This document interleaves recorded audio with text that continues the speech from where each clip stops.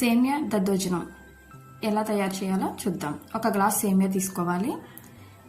మనం గ్యాస్ మీద నీళ్ళు పెట్టుకోవాలి. ఆ నీళ్ళు మరుగుతున్నప్పుడు ఈ సేమియాని వేసేసుకోవాలి.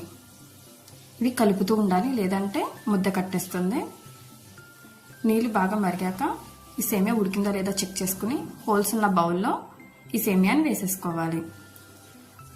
వేసుకున్నాక కొంచెం చన్నీళ్ళు వేసుకోవడం వల్ల ఏంటంటే ముద్ద కట్టకుండా ఉంటుంది.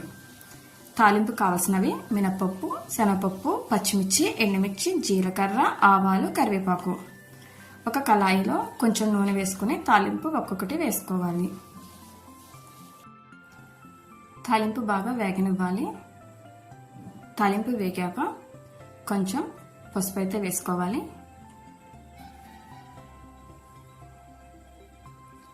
అలాగే ఒక గిన్నెలోకి సేమియాని చల్లారబెట్టుకుని తీసుకోవాలి.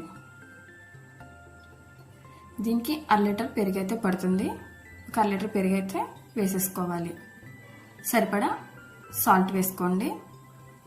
బాగా కలుపుకోవాలి.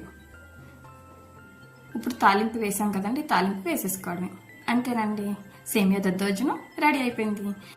సేమియా దద్దోజనం వేసవిలో మంచి బెస్ట్ టిఫిన్ అండి. తప్పకుండా ట్రై చేయండి, పిల్లలకు కూడా నచ్చుతుంది.